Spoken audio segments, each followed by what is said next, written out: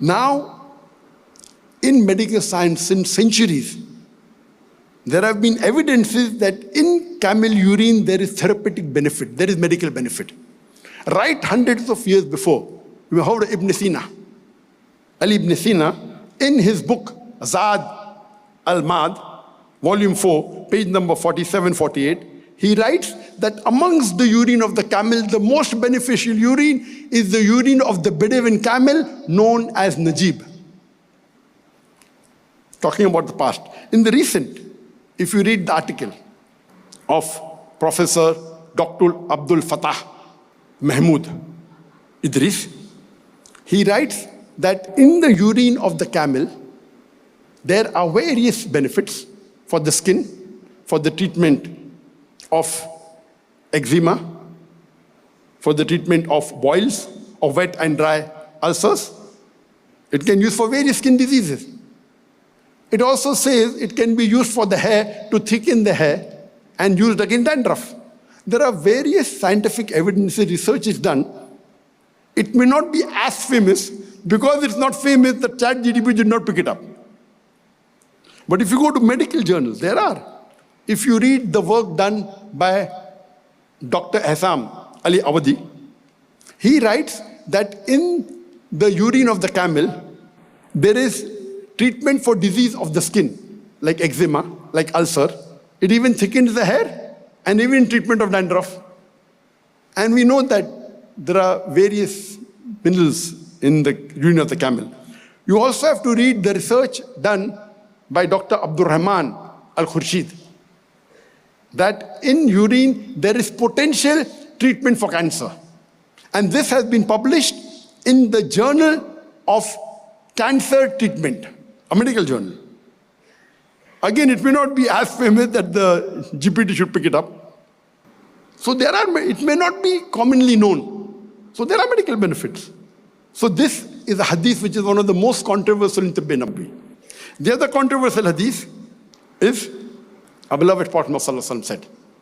It's mentioned in Sahih Bukhari, hadith number 3623, as well as Sahih Muslim, volume number 6, hadith number 5751, in which the Prophet said that fever is from the heat of the hellfire. Cool it with water. I had done research on my hadith. Now I'm doing research on ChatGPT. So today my information was approach. So I'm asking in Google first, can fever be treated by water, cold water? No. I ask the GPT, can fever be treated by water? No. Then I go to my sources and I've done research. And I read in my notes that Galen in 129 CE, died in 210 CE in the 2nd and 3rd century. He was a Roman physician. He used cold water to treat certain types of fever. His philosophy was like cures like. Means no, his philosophy was opposite. The cure is the opposite. So if you have a fever, today I have knowledge of medical science. Normally I do agree. You should never use cold water for treating a normal fever. I agree with it. Because fever is an internal, when it fights your germs and diseases, the fever, the temperature is raised, it acts as a therapy. So I agree with it. But you have to realize that in the prophetic approach, whenever there's a hadith, it may be universal or it may be localized. Very important. One very important factor of Tibb Nabawi is, whenever there is any treatment given in the hadith, it may be for a specific type of disease or general disease. So when the Prophet here spoke about fever, it is not talking about the fever that you and I have normally. It's talking about heat stroke. Because in the desert, you normally have heat stroke. Now if you change your question, can you treat heat stroke with cold water? Golden treatment, golden treatment. So you change the question, you ask in Google, can you treat heat stroke with cold water? Yes, golden treatment. Number one, if you don't do it fast, the person may die. In the previous question, that's what type of a fever. So you can realize that the way you ask the question, your answer may be different.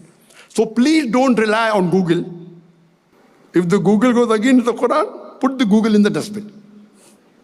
If it goes against Sahih Hadith, keep this in mind. If the Google or ChatGPT goes against any Quranic verse, put it in the dustbin. Or do research how to prove it wrong. If you ask the Google, if it says anything, any information in the Quran again, okay, do research. You have to realize that you have to change your type of questioning so that you get the answer which supports the Quran. So when I changed my information, can you use cold water for heat stroke? Yes, golden treatment. So the fever that the Prophet is talking about in the Hadith of Sahih Bukhari and Sahih Muslim is the heat stroke.